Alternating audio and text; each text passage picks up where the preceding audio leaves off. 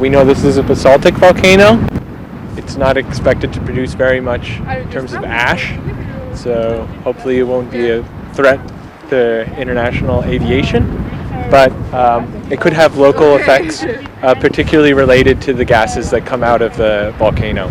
So we're in a tectonically active episode, it seems, now on the Reykjanes Peninsula, where there's going to be potentially increased volcanism for an extended period of time, is what people are speculating. So maybe even the next century there'll be many more eruptions on the Reykjanes Peninsula. Never seen a live eruption, only at school and through films, but never real time. It's incredible.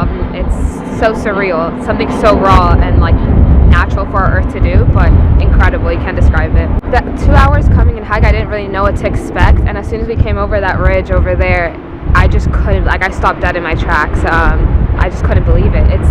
I never thought like that's what a volcano would look like. That was like just one hole, but yeah, just seeing it spurt and like go so high up in the air, it's just amazing. Je pensais pas voir ça un jour, quoi. C'est absolument un spectacle absolument incroyable et